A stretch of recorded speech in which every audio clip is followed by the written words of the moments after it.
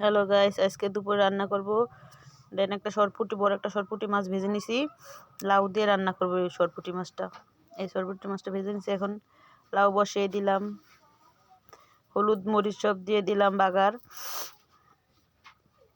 কাঁচা মরিচ দিয়ে দিলাম সাথে। এগুলো এখন ভালো করে কষে লাউটা দিয়ে দিলাম। এখন এখানে বাচ্চা জিরা, পেঁয়াজ, রসুন তেলে ভেজে নিছি। শাক এদের বলে শাক বাটা বলে। এই শাক বাটা দিব, পেঁয়াজ বাটা দিব লাউর মধ্যে। মামা দেন পেয়ারা খাইতেছে বসে বসে। গাছে 3টা পেয়ারা হয়েছিল, পাখিতে খাইয়ে ফেলাই পেয়ারা। লাউ রান্নায় দেখেন মাছগুলো বেছে নিতেছি। কাঁটাটা ফালাই দিব মাছের, জানি কাঁটা না লাগে। এই কাঁটা ফালাই দিয়ে পরে আমি লাউর মধ্যে দিয়ে দিব মাছটা, তাহলে আর কাটা লাগবে না। বড় কাঁটাটাই যদি দিই তাহলে ভাঙ্গে চুরে যায় আর বেশি কাটা কাটা লাগে। তাই কাঁটাটা আমি সব ফালাই দিলাম। এখন আর লাউর মধ্যে কাটা কাটা লাগবে না।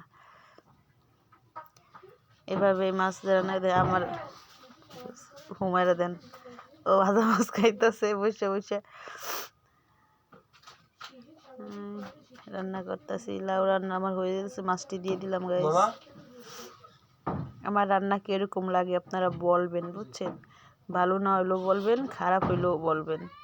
আর ভালো হলে তো বলবেন, আর খারাপ হইলেও বললেন কিরকম লাগে, বুঝেন না?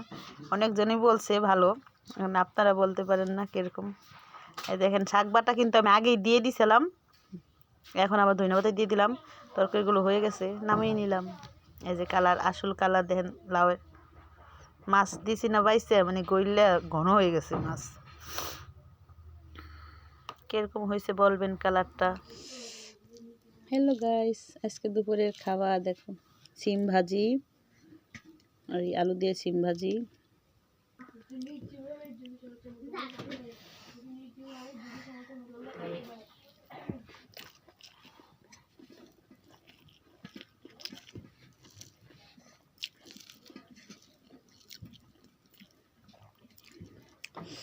ভাজিটা অনেক মজা। শীতের দিনে ধনিয়া পাতা দিয়ে ভাজি করলে, সিম আলু ভাজি অনেক মজা। এখন শীতের সবজি খেতে খুবই ভালো লাগবে। লাউ রান্না করছি মাছ দিয়ে, ভেঙে মাছ কাটা ফালাই দিছি। দেখেন ওইখানে খালি মাছ দিয়ে রান্না করছি, কাটা বাইসে ফালাই দিছি বড় কাটা।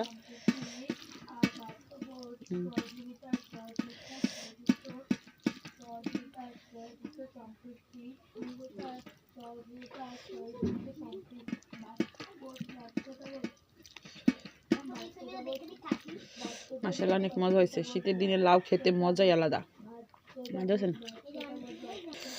একটা নুসরাত আপু আছে, মানে ব্লগ করে, খাওয়ার ভিডিও দেয়। তার খাওয়ার ভিডিও দেখতে ভালো লাগে। সে খাওয়ার ভিডিও আমি সবসময় দেখি।